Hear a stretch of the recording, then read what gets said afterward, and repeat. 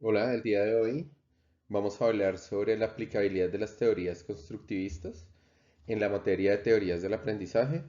Mi nombre es Diego Rojas y estoy ya en el segundo cuatrimestre del doctorado en Ciencias de la Educación. En esta, digámosle, trabajo de estructura, debemos ver, tenemos una ruta clara donde hablaremos primero de qué es el constructivismo y cerraremos donde digámosle, qué tanta aplicabilidad tiene en las aulas. Entonces, por favor, preste mucha atención. Lo primero que debemos decir en este caso es que cuando hablamos de constructivismo, nos referimos a una corriente pedagógica y psicológica que es muy importante, que transformó, a mi manera de ver, y creo que a la de muchas personas, lo que entendemos por aprendizaje.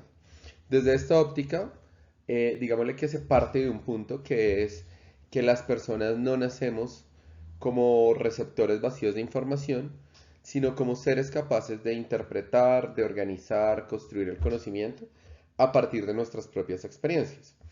El constructivismo reúne como una serie de diferentes autores muy importantes como son Piaget, Brunner, Ausubel, Vygotsky, quienes desde diferentes enfoques coinciden en algo esencial y es que aprender, básicamente, tiene que ver con construir significados.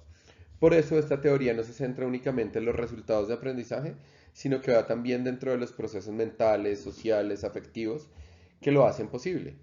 En ese sentido, la educación deja de ser simplemente transmitir contenidos y pasa a ser más un proceso de acompañamiento, reflexión, construcción colectiva del conocimiento, donde el docente y los estudiantes reconocen que ambos son protagonistas activos dentro de este proceso. El conocimiento entonces no se transmite, se construye con la interacción con otros y con la interacción que hay en el entorno.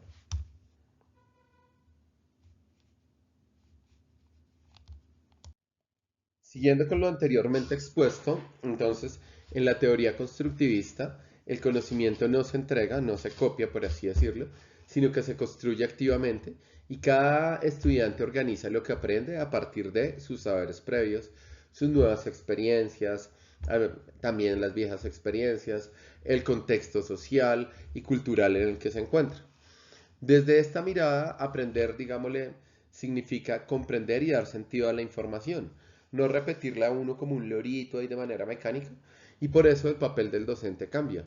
Deja de ser un transmisor o todopoderoso por encima de todos que sabe más que los demás y se convierte más bien en un mediador, en un orientador que diseña experiencias de aprendizaje significativos y que tengan alguna utilidad para la vida.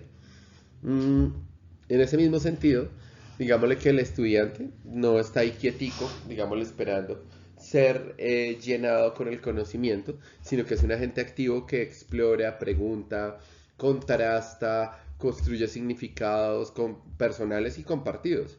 Digámosle que es muy difícil este punto en un contexto como el actual donde ellos están tan aislados en muchos casos mm, voluntariamente por la interacción con medios tecnológicos.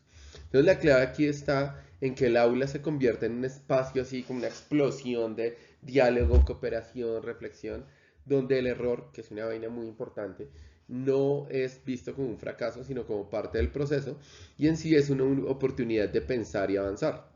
Digámosle que tratando de concretar la idea, el constructivismo nos invita a entender el aprendizaje como un proceso de interacción, interpretación, construcción de sentido, que se integran desde varios aspectos, como varios frentes más bien, como es la parte cognitiva, social y emocional.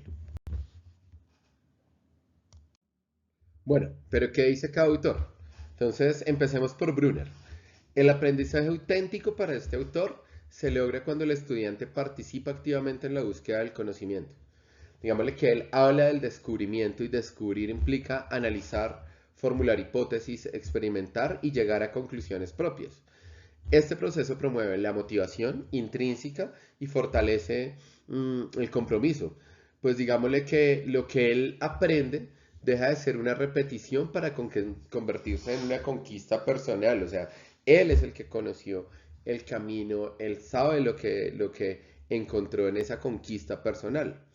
En el aula, esta idea se traduce, digámosle, y en ejemplos básicos como en proyectos de indagación, resolución de problemas y situaciones que inviten a pensar, crear y, digámosle, reorganizar todas las estructuras tradicionales en donde el estudiante sea como el centro de toda la operación. Muy importante esto que nos dice Brunner y ahora vamos con el siguiente autor.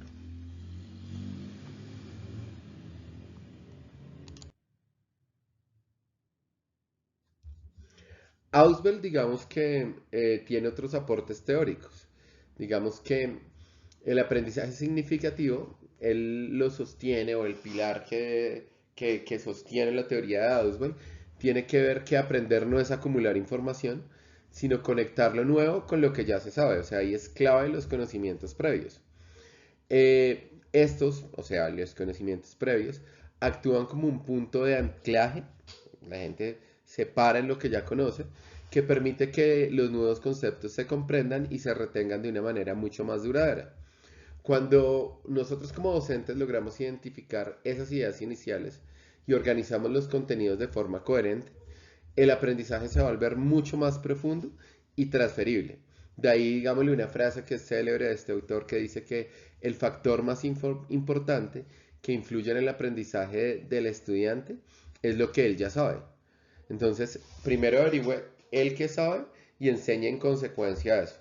Digamos que en nuestro contexto es un poco difícil lo que dice Brunner porque, por ejemplo, en mi caso es población flotante, o sea, duran un tiempo, están en el colegio, otro tiempo no están, no son procesos tan constantes, hay, digámosle, migrantes de otros países y partir desde ese punto para intentar nivelarlos es un poquito complejo, pero una vez ya se tiene, han habido experiencias que pueden llegar a ser muy significativas dentro de este proceso.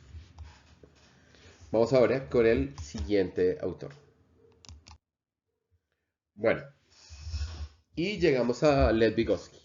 Vygotsky tiene una cosa que me parece muy importante y es que él sí, ahí le da el rol, digámosle, a la interacción social. Y él explica que el aprendizaje surge primero en el plano social y luego se interioriza en el plano individual. Desarrolla el concepto de la zona de desarrollo próximo, que se refiere, digámosle, a la distancia entre, entre lo que el estudiante puede hacer por sí mismo y lo que logra con la guía del adulto o un compañero más capaz. Digámosle que ahí la interacción con los compañeros es muy importante desde la lógica de Vygotsky y en ese espacio de acompañamiento, la clave está en el lenguaje, ya que cumple un papel esencial como mediador del pensamiento. Por eso el trabajo cooperativo, el diálogo, las tutorías entre pares son estrategias que logran potenciar el desarrollo cognitivo y emocional del estudiante. Ahí es claro utilizar proyectos y roles dentro de esos proyectos para que ellos sepan adaptarse y ese uso del lenguaje les permita desarrollar nuevas habilidades. Vamos con la siguiente parte. A modo de cierre, a partir de las lecturas que trabajamos, se comprende que el aprendizaje desde una perspectiva constructivista es un proceso, primero que todo, activo, en que el estudiante construye significados a partir de conocimientos previos y su interacción con el entorno. Digámosle que en ese marco, el papel del docente deja de centrarse en ser el transmisor de conocimiento y se orienta hacia una creación de experiencias que promuevan la exploración, la colaboración y la comprensión profunda por medio de la acción. Las ideas, por ejemplo, de Ausubel y Vygotsky y las reflexiones que, por ejemplo, habían en el texto de Carlino e Ismael, coinciden que educar desde esta lógica implica acompañar al estudiante en la construcción de su propio conocimiento, generando contextos que integren lo cognitivo, lo social, pero en especial lo humano.